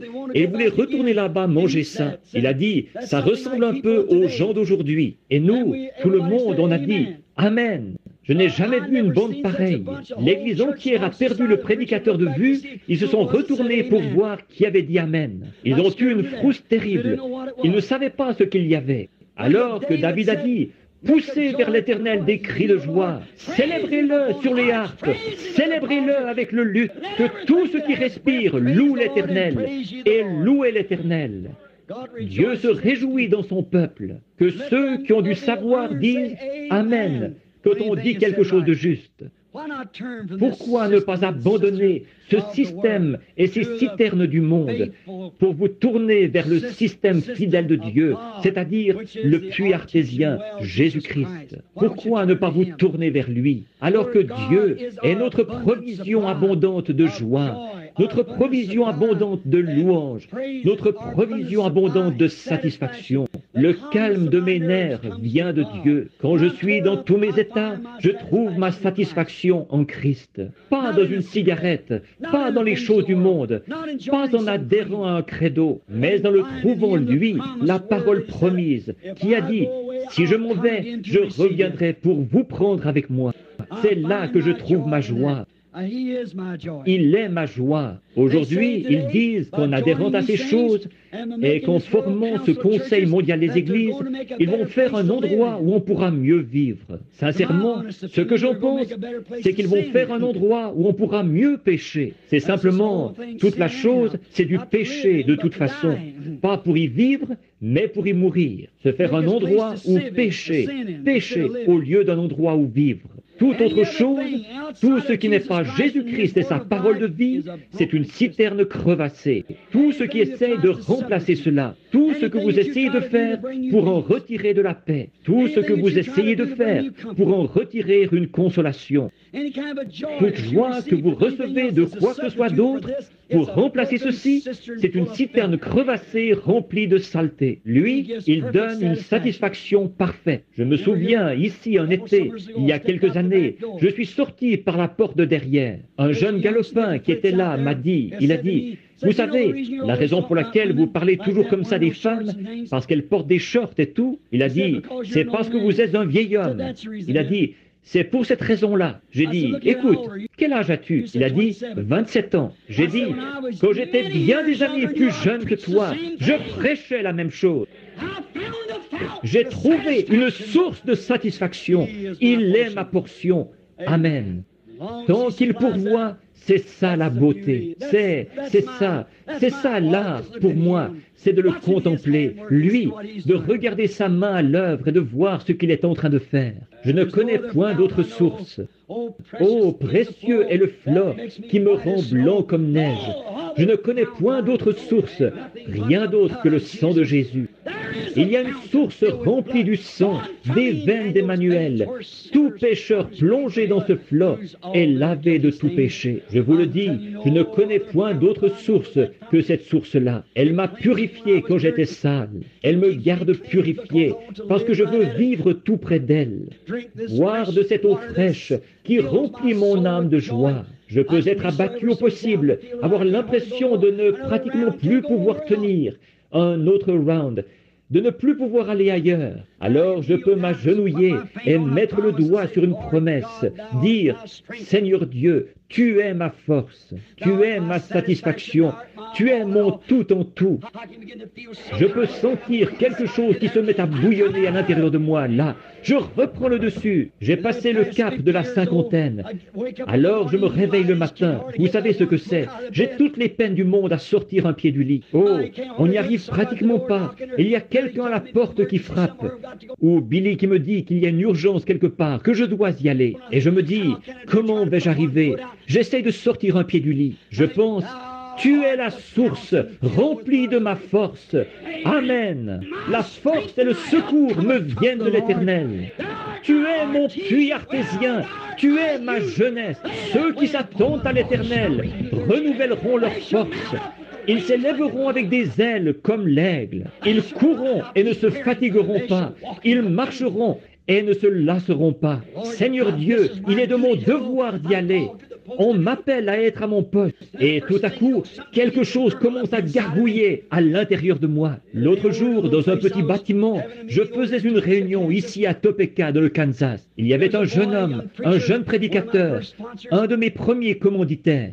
Frère Roy, assis ici, se rappelle où c'était. Là-bas, dans ce grand endroit, il y avait ce ministre était allé sous le toit ou quelque part.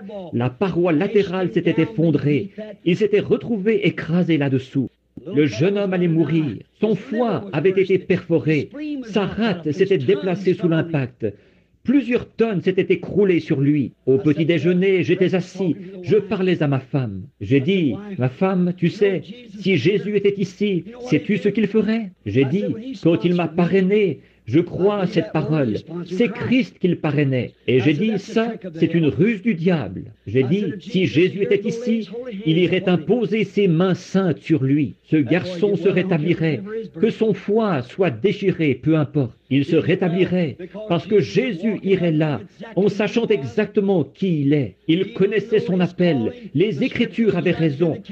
Elles donnaient en lui la confirmation qu'il savait qui il était. Et sans l'ombre d'un doute, il lui imposerait les mains et il dirait, « Mon fils, sois rétabli. » Il repartirait. Et j'ai dit, il n'y aurait pas assez de démons en enfer pour tuer ce garçon à ce moment-là. J'ai dit, il se rétablirait. Mais j'ai dit, tu vois, chérie, lui, c'était Jésus, les mains saintes de Dieu. J'ai dit, moi, je suis un pécheur. Je suis né d'une naissance par le sexe. Mon père et ma mère étaient tous les deux pécheurs. Et moi, je ne suis qu'un moins que rien. Un minus. Et j'ai dit, mais sais-tu quoi?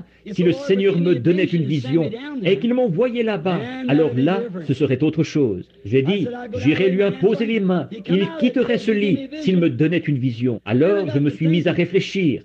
Après tout, s'il y avait eu la vision, qu'est-ce qu'il y aurait eu? Ça aurait été les mêmes mains sales sur lui? Ah oui, le même homme qui aurait prié pour lui. Les mêmes mains sales. Alors, je me suis mis à penser, je suis son représentant. Alors, Dieu ne me voit pas. Le sang de celui qui est juste repose là-haut sur l'autel. C'est ce qui intercède pour moi. Il est celui qui me suffit. Il est ma prière. Il est ma vie. J'ai dit, la seule chose qui m'amènerait à poser avec foi mes mains sur lui, c'est parce que j'ai la foi dans la vision. Et sans la vision, la même foi ferait la même chose. Alors je peux considérer que moi, je ne suis rien, mais considérer que lui, il est mon tout en tout. Il est ma vie. Il est celui qui me mandate. Aucune dénomination ne m'a envoyé. C'est lui qui m'a envoyé. Alléluia. J'y vais en son nom. Je vais lui imposer les mains. Je suis allé là-bas imposer les mains à ce garçon. Et ce soir-là, il était à la réunion parfaitement rétabli. Amen. Oh oui, il est cette source. Je ne connais point d'autre source, rien d'autre que le sang de Jésus. Je suis un individu méprisable, je suis un vaurien. C'est ce que nous sommes tous. Mais devant Dieu, nous sommes parfaits. Soyez donc parfaits, comme votre Père Céleste est parfait. Comment pouvez-vous l'être? Parce que quelqu'un qui est parfait nous représente là-bas. Cette source est là, tous les jours, fraîche. Pas quelque chose qui est stagnant, mais une source fraîche, tous les jours, qui efface tous mes péchés. Il est cette source. Maintenant, pour conclure, je dirai ceci. Toutes les choses qui diffèrent de ceci, ce sont des citernes crevassées, qui finiront par laisser s'écouler ce que vous y mettez. Si vous mettez tous vos espoirs, tout votre temps et tout dans une de ces citernes d'eau stagnante, Jésus a dit que c'était des citernes crevassées. Dieu a dit, elles sont crevassées, elles laisseront s'écouler tout ce que vous y mettrez. Elles ne vous avanceront à rien parce qu'elles couleront. En effet, c'est lui le seul moyen d'arriver à la vérité, à la vie, à la joie éternelle et à la paix éternelle. Il est le seul moyen d'arriver à cela. Oh là là, l'inépuisable source de la vie, c'est Jésus-Christ. Pourquoi? Et qui est-il? La parole, le même. La parole, la vie, la source, le même hier, aujourd'hui et pour toujours. Pour le vrai croyant, c'est là qu'est sa joie suprême, sa vie suprême. Et sa satisfaction suprême se trouve en Christ. Pas besoin de pomper, de tirer, d'adhérer, de vider, juste de croire et de se reposer. Voilà ce qu'il est pour celui qui croit. Comme notre père Abraham, il n'a jamais tiré, il ne s'est jamais fait de bile, il ne s'est jamais tracassé. Il avait la parole. Il s'est appuyé contre le sein d'El Shaddai. Abraham, quand il avait 100 ans, Dieu lui est apparu et lui a dit « Je suis le Tout-Puissant ». Le mot hébreu, c'est El Shaddai, ce qui veut dire « celui qui a des seins ». Et tu es vieux et tu n'as plus de force, mais appuie-toi simplement contre mon sein. Nourris-toi en puisant ta force dans cette source. Amen. Qu'est-ce qu'il a obtenu en s'y nourrissant? Un corps neuf. Il a eu le bébé de Sarah. Et 50 ans plus tard, il a eu 7 enfants d'une autre femme. Oh, El Shaddai. shows what he did, the New Testament tells what he'll do. Amen. In the Old Testament. Now the air is off, so I'll hurry and quit here now, just a minute. I like to say this before close. I had a good example of this one time. I was patrolling, and many people here, down around Georgetown, down there in Milltown, there used to be way back in the hills a fountain. It was an artesian well. It was thrown out about a 4 or 5 foot stream of water, just gushed out all the time. And a great big fountain around there, and right around was a lot of this here pennyroyal, you know, and stuff growing there, that mint-like. And oh, I used to just thirst to get there. Oh my, to get to that fountain. And I'd lay down by this thing and just drink and sit down and drink, wait. And a year after year, I'd still come to this same fountain. It never did cease, winter or summer. They couldn't freeze it. You can't freeze an artesian well. Oh no. Peu importe combien il peut faire froid, ça ne gèlera pas. Vous pourrez geler une citerne. Une petite gelée suffira à faire ça. Voyez? Mais tout ce qui bouge, qui a de la vie à l'intérieur, ça se déplace. On ne peut pas geler le puits artésien, peu importe l'abattement d'esprit qu'il y a dans un lieu. Ce puits est toujours vivant. Vivez à ce puits. Et j'ai remarqué là, je passais par là et j'y buvais. Et oh là là, de l'eau vraiment fraîche. On n'avait jamais à se tracasser. Je me demande, si je vais là, je me demande s'il a cessé de couler. Il coule.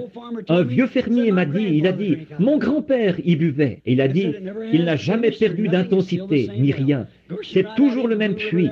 Il jaillit et se déverse dans la rivière bleue, là. Je me suis dit, oh là là, quel endroit idéal pour s'abreuver. Je faisais un détour d'environ 1 mille à pied pour venir à cet endroit-là, parce que c'était vraiment l'endroit rêvé où aller boire. Oh, qu'elle était bonne, cette eau-là. Oh là là, je me retrouve dans le désert, en Arizona, là, et j'y pense encore. Ce puits merveilleux là-bas, si seulement je pouvais m'allonger près de lui, comme David le disait une fois. Oh, si je pouvais une fois encore boire à ce puits, s'il pouvait seulement s'y rendre. Un jour, je me suis assis et il m'est arrivé une drôle de petite chose. J'ai dit, qu'est-ce qui fait que tu es toujours si heureux? Je souhaiterais être heureux comme ça, mais je ne t'ai jamais vu triste depuis que je viens ici. Il n'y a absolument rien de triste en toi. J'ai dit, tu es toujours rempli de joie, tu sautilles et tu bouillonnes, et tu es tout excité, hiver comme été, froid ou chaud, quoi que ce soit, tu es toujours rempli de joie. Qu'est-ce qui te rend... Qu'est-ce que c'est? Parce que je bois de ton eau? Non, j'ai dit, eh bien, peut-être que les lapins boivent de ton eau, et que tu aimes vraiment ça. Non, j'ai dit, eh bien, qu'est-ce qui te rend bouillonnant comme ça? Qu'est-ce qui te rend si heureux? Qu'est-ce qui fait que tu es toujours rempli de joie? J'ai dit, est-ce parce que les oiseaux boivent de ton eau? Non. Parce que moi, je bois de ton eau? Non. J'ai dit, eh bien, qu'est-ce qui fait que tu es si rempli de joie? Et si ce puits avait pu me répondre, il aurait dit ceci. Frère Branham, ce n'est pas parce que tu bois, je l'apprécie, et parce que je peux alimenter les oiseaux. J'alimente tous ceux qui veulent boire. Tout ce que tu as à faire, c'est de venir ici et de boire. Mais ce qui me rend heureux, ce n'est pas moi qui bouillonne, c'est quelque chose à l'intérieur qui me pousse.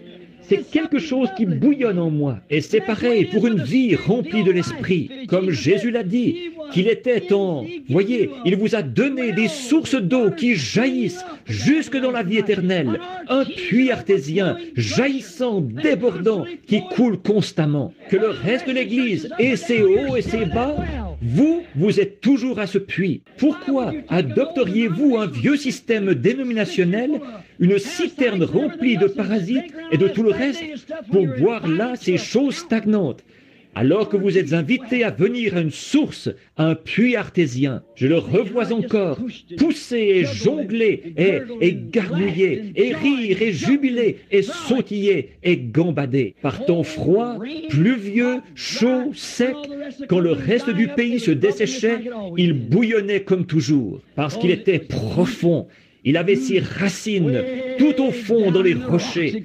C'est de là qu'il émergeait. Oh, que je vive près de ce puits bouillonnant. Prenez tous les systèmes faits de main d'homme que vous voudrez, tous vos vieux puits d'eau stagnante, mais laissez-moi venir à, ou citerne d'eau stagnante, mais laissez-moi venir à cette source. Laissez-moi venir là où il est tout simplement rempli. Il est ma joie, il est ma lumière, il est ma force, il est mon eau, il est ma vie, il est mon guérisseur, il est mon sauveur, il est mon roi.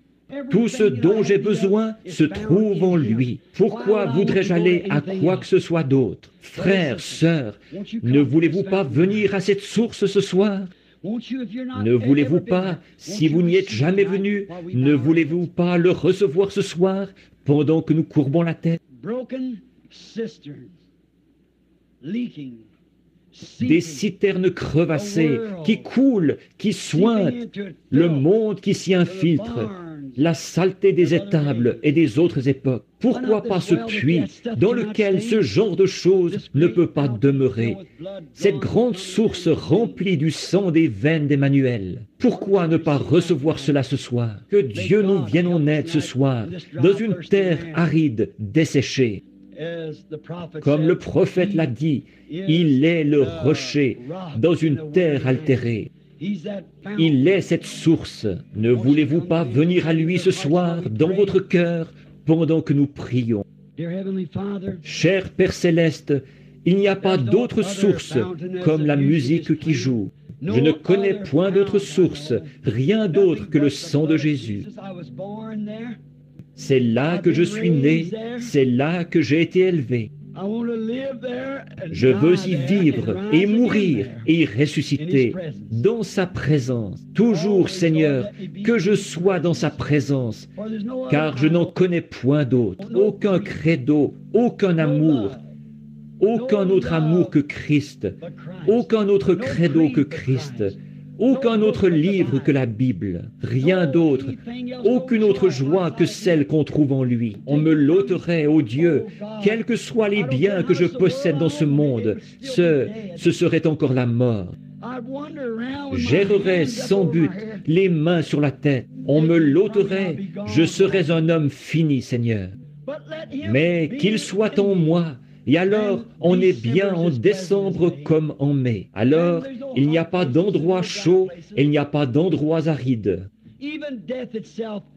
La mort elle-même n'a pas de victoire. Que nous l'ayons, lui, Père. Donne-le en abondance à tous les croyants ici ce soir, car ils sont restés à attendre dans cette salle. Beaucoup d'entre eux devront prendre la route ce soir pour retourner dans leur foyer. Que ceci fasse l'objet de leurs pensées. Je vis à cette source, je vis là, je bois de l'eau fraîche, heure après heure. Et s'ils n'ont pas encore reçu cela, puissent-ils le recevoir maintenant, pour qu'ils repartent en emportant la source avec eux. Je vous accompagnerai, je serai avec vous jusqu'à la fin du monde. Accorde ces choses, Père. Et maintenant, pendant que nous avons la tête inclinée, y aurait-il quelqu'un ici ce soir, ou combien dirait, Seigneur, emmène-moi à cette source à l'instant même. Si je suis venu, ce n'est pas seulement pour entendre. Je suis venu ici pour trouver quelque chose. Je suis venu ici pour te trouver, Seigneur. J'ai besoin de toi ce soir. Viens dans mon cœur à l'instant. Veux-tu le faire, Seigneur? Que Dieu vous bénisse. Que le Seigneur bénisse chacun. Père, tu as vu les mains, même debout et le long des murs, et dans les autres pièces, dehors, tu les as vus, Père. Je te prie de pourvoir à tous leurs besoins. Peut-être qu'ils ont bu à une vieille citerne, Seigneur, juste une halte de mi-chemin où un homme a creusé une citerne. Elle s'est contaminée par toutes sortes de doctrines bizarres qui nient la parole. Je prie, Père, que ce soir ils viennent à lui, lui qui est cette source de la vie. Accorde-le, Père. Je te les confie maintenant au nom de Jésus. Et tu m'as dit, si tu demandes quoi que ce soit en mon nom, la chose se fera. Or, je ne le demanderai pas, Seigneur, si je ne pensais pas que la chose se ferait. Je le dirai alors seulement comme un rituel routinier, mais je prie pour eux avec sincérité. Je prie pour eux en croyant que tu accorderas ce que tu as promis. Et maintenant, je les détache de cette citerne ce soir. Je les détache de ce lieu où ils buvaient, où ils ne sont pas satisfaits, pour les emmener à cette source. Je le fais au nom de Jésus-Christ. Ils sont à toi, Seigneur, qu'ils s'abreuvent à toi, l'eau vive, la source d'eau vive. C'est au nom de Jésus que je le demande. Amen. Accorde-le, Seigneur.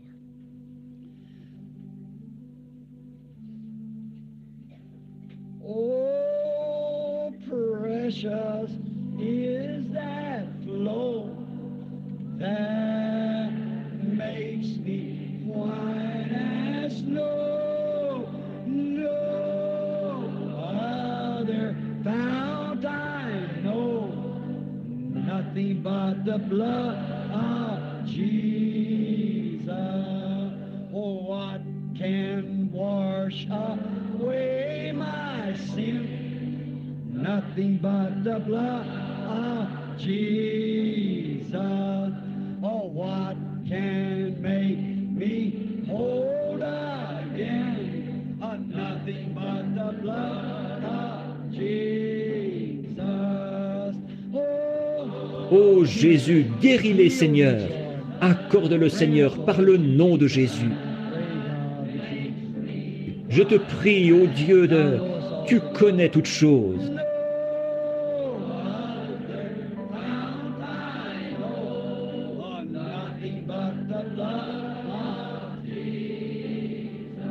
Pensez-y, je ne connais point d'autre source.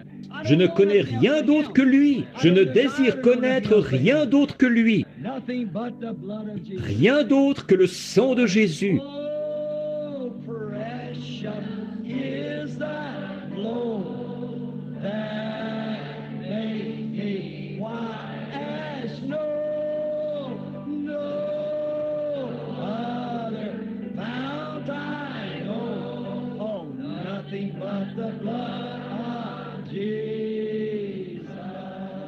Pendant que nous le chantons encore, serrons-nous la main les uns les autres.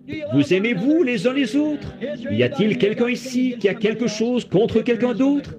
Si oui, allez redresser la situation. Voulez-vous? Ne partons pas d'ici comme ça. Voyez, si vous avez quelque chose contre quelqu'un, allez redresser la situation maintenant. C'est maintenant l'occasion pour vous d'aller vers cette personne. Dire, frère, sœur, j'ai dit quelque chose contre toi, j'ai pensé quelque chose.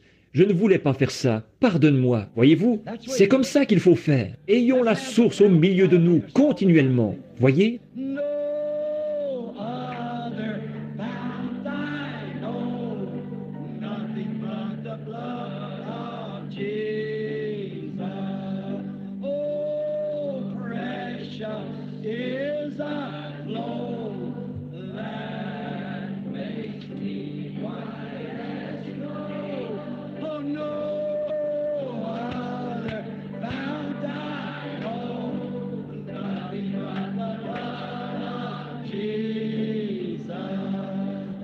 Oh, il est merveilleux, n'est-ce pas?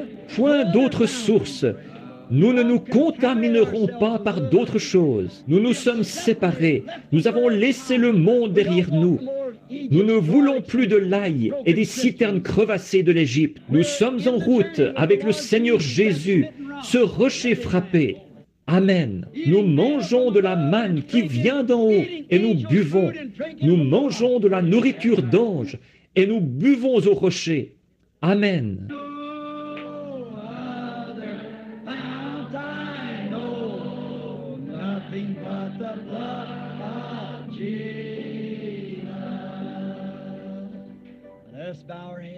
Maintenant, courbons la tête. Je prie que Dieu vous bénisse si abondamment, chacun de vous, que sa grâce et sa miséricorde soient avec vous tout au long de cette semaine. Et s'il arrivait quelque chose, que l'un de vous passe de l'autre côté du voile, là, souvenez-vous bien qu'il n'y a que quelques heures de sommeil et de repos jusqu'à ce que nous nous revoyions. Souvenez-vous que les vivants qui seront restés ne feront pas obstacle à ceux qui sont endormis, car la trompette de Dieu, cette dernière trompette, la 6e vient juste de sonner, et cette dernière trompette, comme le dernier sceau, ce sera la venue du Seigneur. Elle sonnera et les morts en Christ ressusciteront premièrement. Ils ne font que se reposer jusqu'à ce moment-là. Et si jamais on vous blesse, souvenez-vous, revêt-toi du nom de Jésus comme d'un puissant bouclier. Et quand les tentations surviennent, murmure simplement ce saint nom en priant. Les démons prendront la fuite. Souvenez-vous-en, nous espérons vous revoir ici dimanche matin prochain. Amenez ceux qui sont malades et affligés. Je prierai pour vous. Priez pour moi, là. Allez-vous le faire? Dites Amen. Je prierai pour vous. Que Dieu bénisse.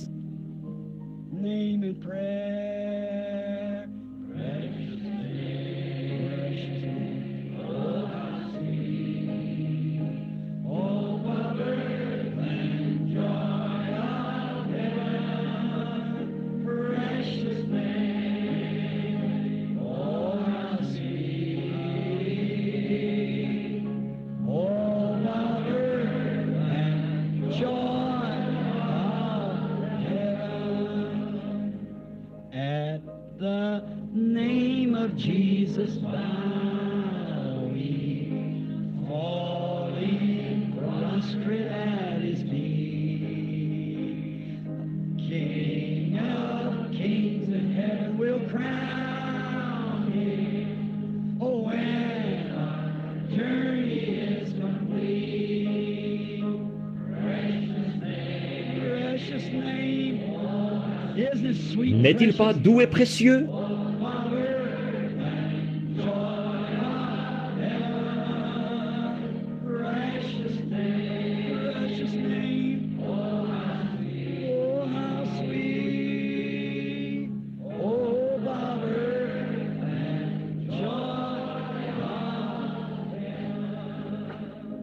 C'est toujours si pénible de vous quitter. Bien que je sache que vous êtes en train de griller, mais il y a quelque chose vraiment. Nous allons encore un couplet de quelque chose. Voulez-vous? Voulez-vous? Béni soit le lien, sœur. Combien connaissent ce vieux chant? On le chantait il y a des années. Et je pensais ce soir, demain, c'est ce qu'il reste, des centaines. Quand on chantait ce chant, partout dans le tabernacle, en se donnant la main, béni soit le lien. J'en ai inhumé un grand nombre juste ici au cimetière. Ils attendent, je les reverrai, je les vois de temps à autre en vision. Quand je regarde de l'autre côté du voile, ils sont là. Courbons la tête maintenant, pendant que nous chantons.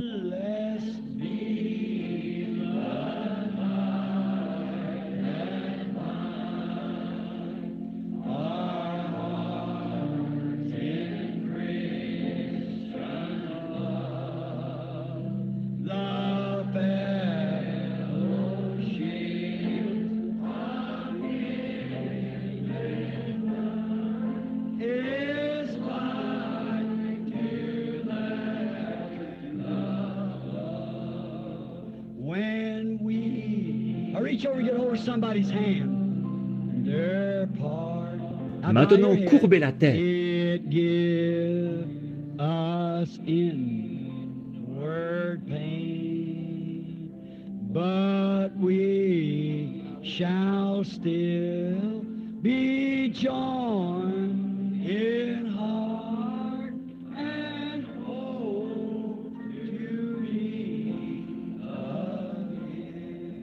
Avec nos têtes inclinées, je remets la réunion au pasteur maintenant et qu'il termine par